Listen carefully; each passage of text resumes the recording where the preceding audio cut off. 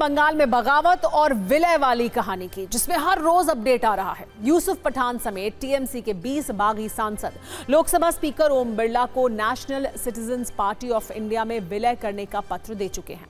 इस खबर में 3 अपडेट हैं। पहला अपडेट यह है कि लोकसभा अध्यक्ष ओम बिरला ने कहा है कि कोई भी फैसला दोनों पक्षों को सुनने के बाद होगा। ममता बनर्जी के नेतृत्व वाले टीएमसी सांसदों के गुट को स्पीकर के कार्यालय ने मेल किया है। इन सांसदों को मिलने के लिए बुलाया गया है। इसके बाद ही स्पीकर बागी गुट से जुड़ा कोई फैसला लेंगे। बड़ी बात यह है कि 15 जून 2026 को अभिषेक बनर्जी से ईडी ने लंबी पूछताछ की थी। टीएमसी का दावा है कि पूछताछ के दौरान ही लोकसभा स्पीकर के कार्यालय से ईमेल आया था। दूसरा अपडेट यह है कि टीएमसी के 20 बागी सांसदों की एनसीपीआई में विलय की याचिका को लोकसभा सचिवालय प्रोसेस कर रहा है। सूत्रों के अनुसार अगले 5 से 7 दिन में प्रोसेस पूरा होने की संभावना है। सचिवालय की आंतरिक समिति याचिका की छानबीन कर रही है। समिति में कानूनी विशेषज्ञ भी मौजूद हैं। तीसरी खबर यह है कि बगावत के बाद बयानबाजी हो रही है। टीएमसी के बागी सांसद ममता बनर्जी गुट के नेताओं के टारगेट पर हैं। महुआ मोइत्रा ने बागी सांसद यूसुफ पठान पर कई गंभीर आरोप लगाए हैं। एक सांसद पर दूसरे सांसद की ओर से असंसदीय टिप्पणी की गई है। इसकी पूरी कहानी भी आपको बताएंगे। एक जानकारी यह भी है कि लोकसभा में टीएमसी के बागी सांसदों के बैठने की जगह बदली जा सकती है। अभी ये सांसद विपक्षी सांसदों के साथ बैठते हैं, जो बदलकर सत्ता पक्ष की ओर की जा सकती है। इसकी वजह यह है कि सभी बागी सांसदों ने एनडीए को समर्थन देने का ऐलान कर दिया है। इस पर राजनीति भी हो रही है। ममता गुट के नेता सीधे सीधे बीजेपी पर सवाल उठा रहे हैं।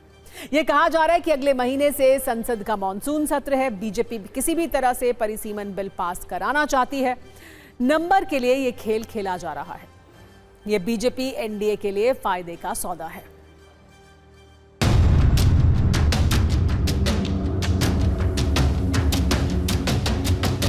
उन्होंने किसी से पूछा नहीं, कम से कम मुझसे तो पूछना चाहिए था, क्योंकि त्रिपुरा में जो सब लोग बोल रहा है त्रिपुरा का पार्टी, त्रिपुरा का एनसीपीआई पार्टी। त्रिपुरा कौन गया था? शिवलिकुंडू गया था कभी? ये 2 बंदे का पार्टी है क्या? पार्टी क्या 2 बंदे से बनता है? कौन गया था त्रिपुरा में, वो आप उनसे पूछिए। तब जब मैंने स्टार्ट किया तो ये 20 सांसद जो आ रहे हैं और जो प्रेसिडेंट खुद को बोल रहे हैं, उनको ये सोचना चाहिए था, मेरे से बातचीत करना चाहिए था। Block that we are trying to merge into another party. Acceptance has already come to us. They are happy to take us. We'll work together with the NDA. They are looking into the affair of this merger, how to use the schemes that were not implemented in West Bengal in the last tenure. इनको TMC के घर से तो निकाल लिया BJP ने, लेकिन BJP के दरवाजे में घुसने नहीं दिया, लावारिस छोड़ दिया और लावारिस छोड़ करके उस पार्टी में जोड़ा जो कि रिकॉग्नाइज ही नहीं है। भारतीय जनता पार्टी का प्रयास यही है कि किसी तरीके से बाय हुक और बाय क्रुक हम 362 का आंकड़ा पाएं और डिलिमिटेशन का बिल पास कराएं।